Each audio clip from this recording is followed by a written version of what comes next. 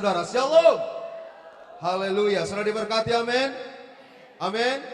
Sama-sama dengan saya bilang, saya orang yang paling disayang Tuhan. Tidak, ya. Saya orang yang paling disayang Tuhan. Sekali lagi, saya orang yang paling disayang Tuhan. Amin. Kita mulai dengan ini, saudaraku. Boleh dekat ini. Saudara, kalau dalam perjanjian lama, tabut perjanjian itu punya arti yang sangat penting, saudara. Jadi setiap kali bangsa Israel ada tabut, saudaraku, waktu mereka berperang, ketika mereka bawa tabut, mereka pasti mengalami yang namanya kemenangan.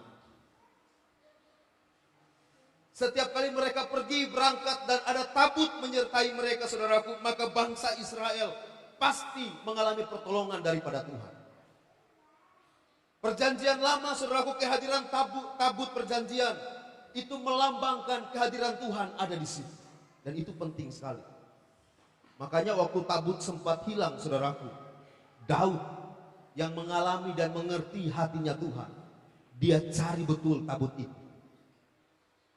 Dan saudara, waktu satu pribadi yang temukan dan simpan tabut itu, Alkitab catat keluarganya diberkati oleh Tuhan. Kenapa? Karena di tempat itu, di rumahnya, saudaraku, ada tabut perjanjian.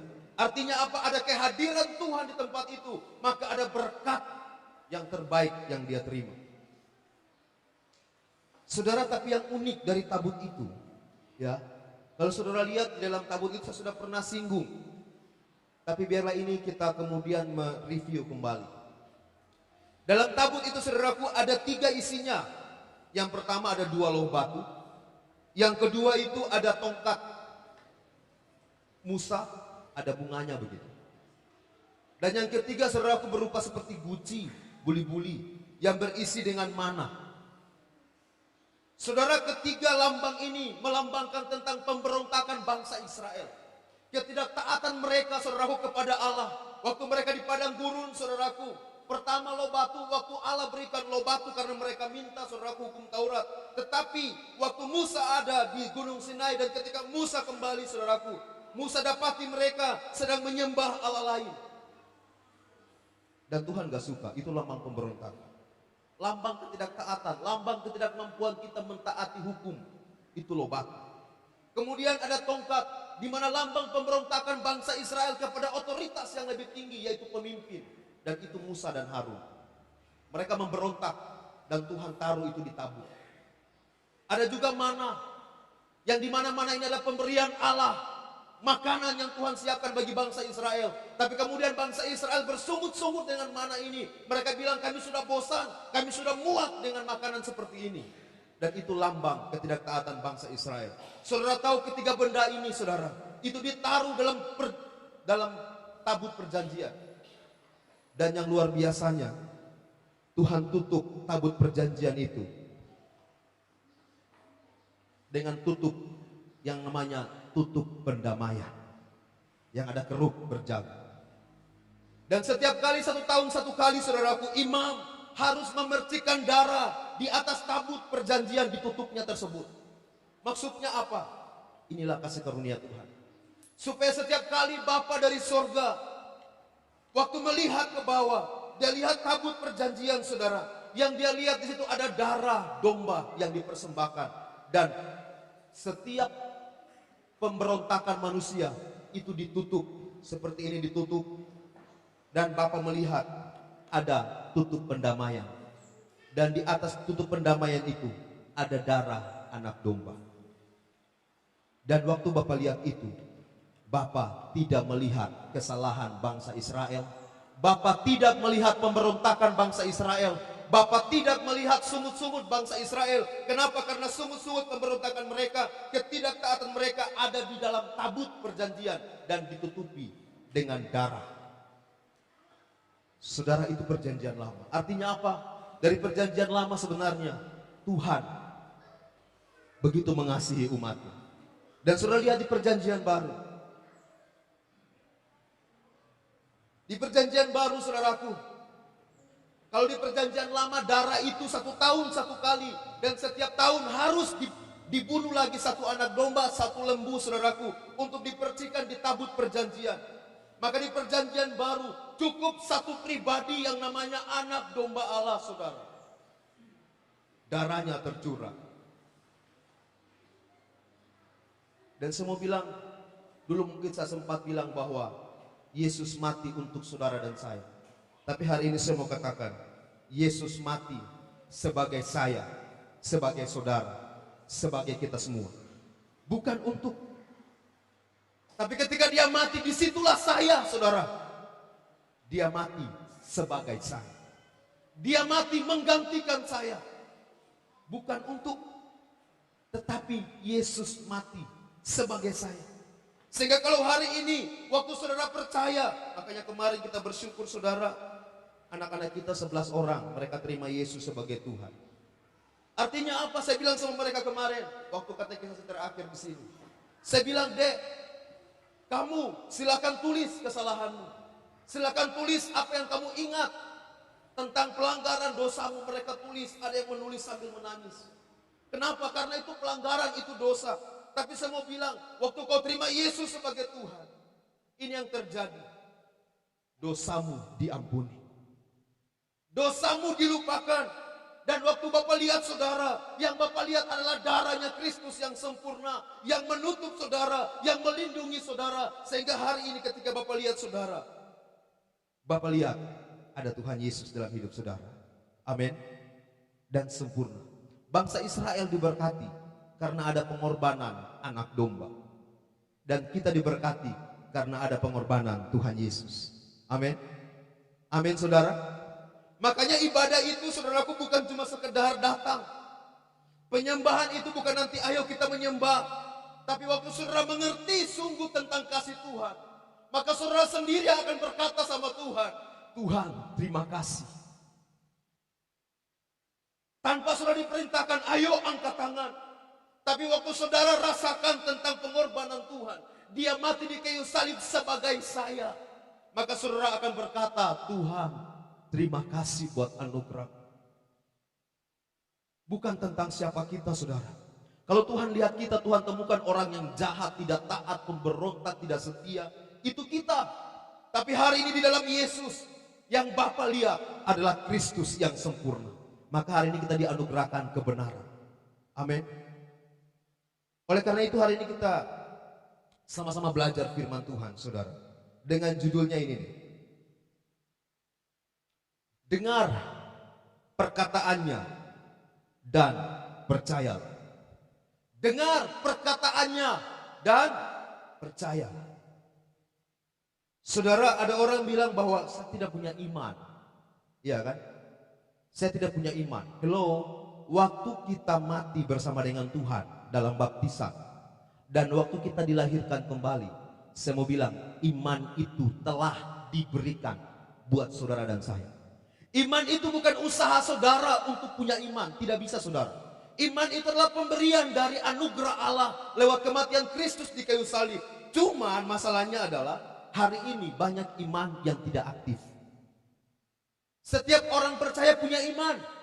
Setiap orang Kristen yang terima Yesus sebagai Tuhan, itu Tuhan sudah berikan iman. Cuman banyak iman yang tidak aktif. Makanya Tuhan bilang ada iman yang kandas, ada iman yang gugur. Iman itu harus diaktifkan dan lahirlah yang namanya percaya. Nah hari ini saudara, dengar perkataannya dan percaya. Oke, kita lihat Alkitab kita. Kita akan baca bergantian. Saya baca ayat 35 dalam kitab Markus, pasalnya yang keempat. Yang tidak bawa Alkitab di slide juga sudah ada. Saya baca ayat 35, Bapak Ibu Saudara baca ayat 36, kita akan bergantian sampai dengan ayatnya yang ke-41. Ayat 35 demikian firman Tuhan. Pada hari itu, waktu hari sudah petang, Yesus berkata kepada mereka, marilah kita bertolak ke seberang.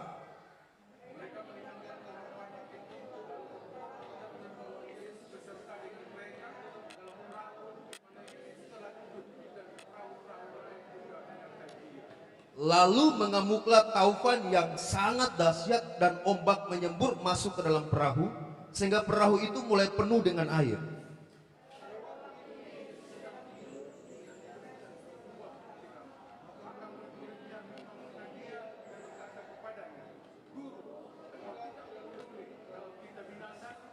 Ia pun bangun, menghardik angin itu dan berkata kepada danau itu, "Diam, tenanglah."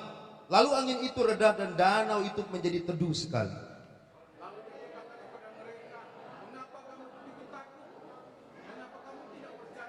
Mereka menjadi sangat takut dan berkata seorang kepada yang lain, "Siapa gerangan orang ini sehingga angin dan danau pun taat kepadanya?" Saudaraku, firman Tuhan ini luar biasa. Luar biasa. Ini gambaran kita sebenarnya sebagai orang Kristen. Hari ini kita bersyukur saudara, hari ini sebenarnya Pak Ketua Pembangunan ada di sini. Saya lihat juga Yanya Lala tidak ada. Karena oleh karena kasih Tuhan buat kita, mereka harus menghadiri serah terima bantuan dari Bank Indonesia. Totalnya 28,430 apa 230 saya lupa. Tapi dalam bentuk barang, ya. Dan mereka ada di Banggai hari ini. Kita bersyukur saudara, ya, buat kasih Tuhan, buat kita. Oleh karena itu, ayo, mari kita tetap semangat karena Tuhan ada bersama dengan kita. Amin. Waktu saudara bilang, "Tuhan, saya nggak bisa," tapi intinya saudara mau, maka Tuhan akan buka jalan. Intinya jemaat bersatu. Intinya jemaat sama-sama topang doa. Pasti Tuhan bekerja.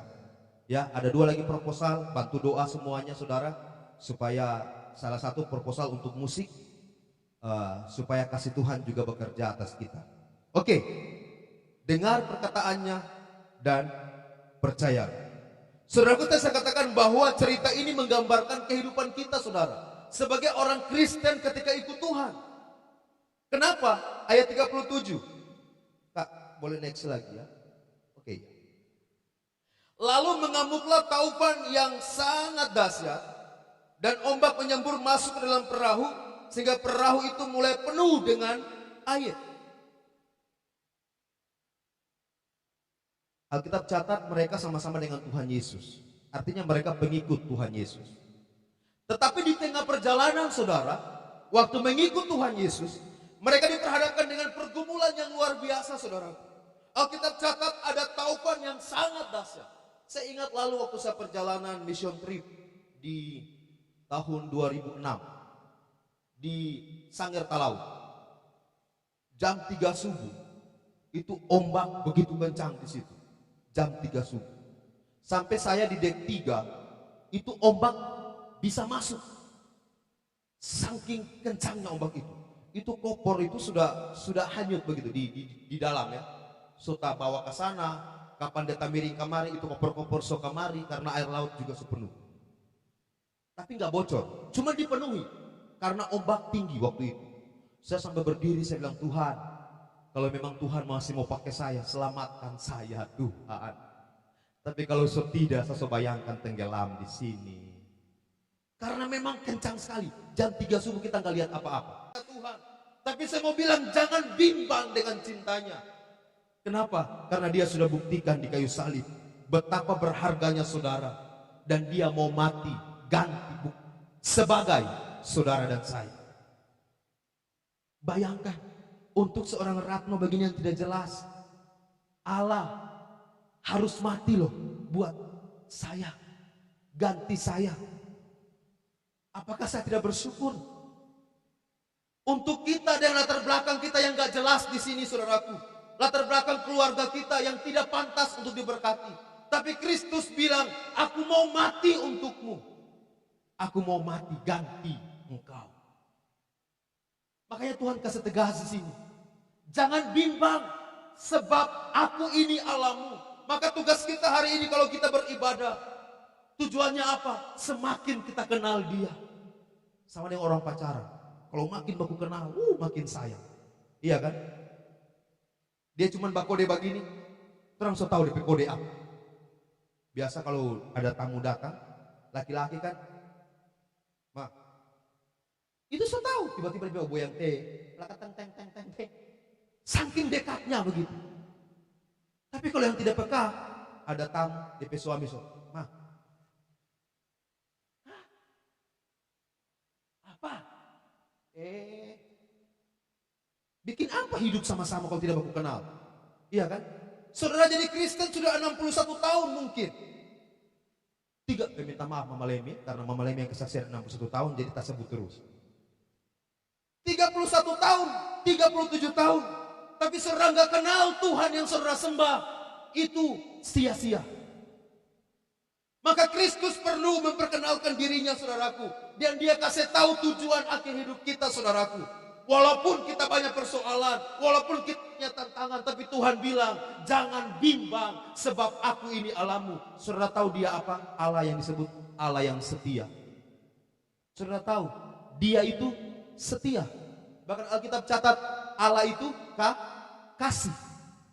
Kalau dia berhenti mengasihi saudara, maka dia berhenti jadi Allah.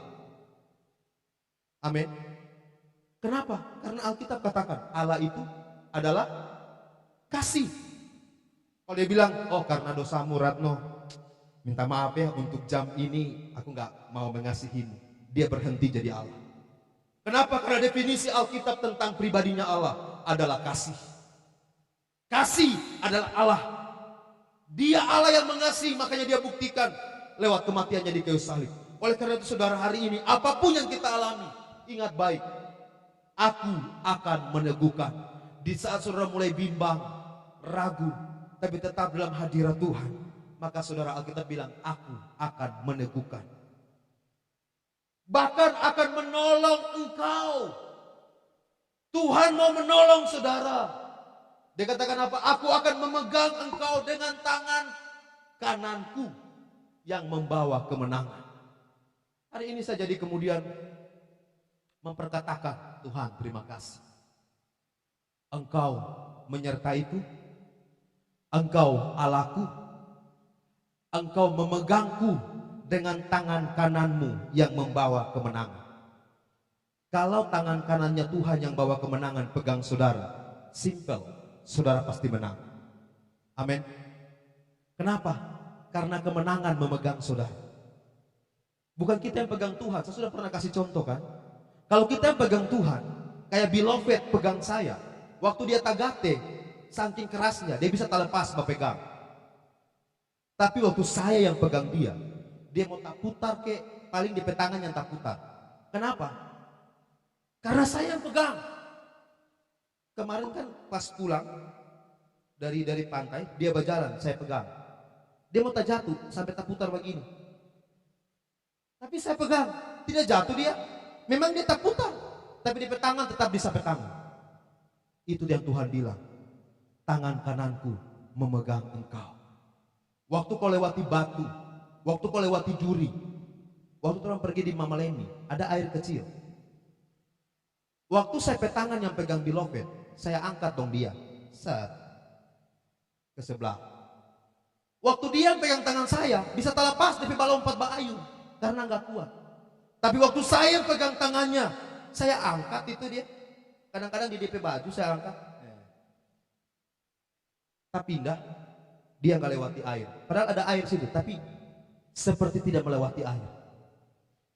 Itu maksudnya saudara. Waktu Tuhan sebagai Allahmu, boleh ada pergumulan, boleh ada tantangan, boleh sepertinya engkau jatuh, tapi ada tangan kanannya Tuhan yang memegang saudara. Dan itu cukup membuat saudara jadi orang-orang yang menang. Katakan amin. Waktu ada masalah, saudara tetap berpenuh dengan sukacita. Saudara tetap hadapi dengan luar biasa. Kenapa? Karena Tuhan yang ada. Kalau berdasarkan saya, terus aku gigit kayaknya. Ini my tugas satu ini.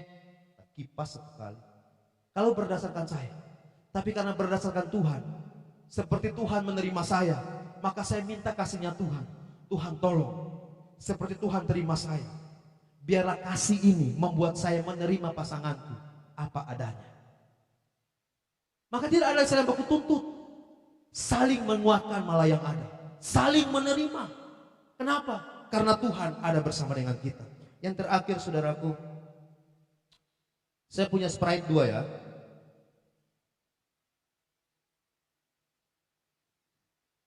Oke, Sprite ini saya kocok ya. Oke, saya diamkan. Yang ini saya kocok. Tapi saya buka.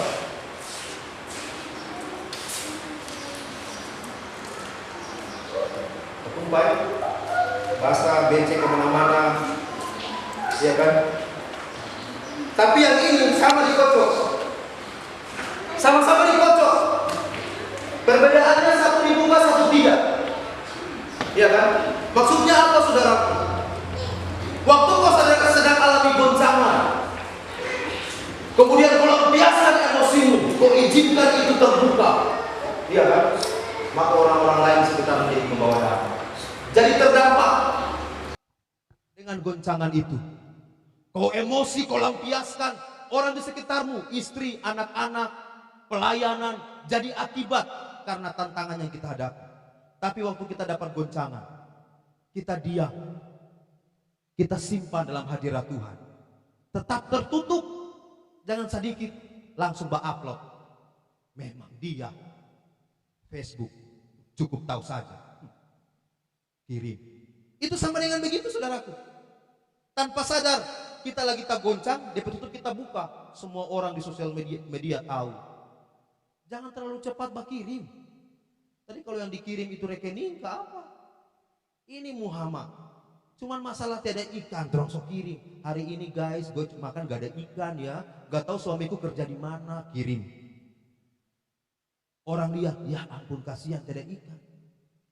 Pas, tidur sendiri lagi, sama dengan tiada suami, kirim. Orang tahu dia lagi sendiri, dirampok dia ke rumah kan. Itu tante di sana sendiri, ayo kita rampok. Selesai. Jangan terlalu gampang. Jadi berkat, selamat pagi saudara, hari ini selamat beraktivitas ya, God bless you. Kan bagus orang baca juga, puji Tuhan. Walaupun ada masalah tapi saudara lepaskan berkat, nah itu bagus. Tapi kalau yang dilepas nggak baik, ingat, tadi ya, diguncang sama-sama. Tapi satu berpengaruh buat sekitar. Kenapa? Karena dia izinkan itu terbuka. Dia lampiaskan sama orang lain, sama sekitarnya, sehingga membawa dampak. Biarlah hari ini saudara dengar perkataan Tuhan dan percayalah, iman itu sudah ada buat saudara, iman itu sudah ada bagi kita. Percayalah dan nikmati kemenangannya Tuhan. Amin. Buat firman Tuhan.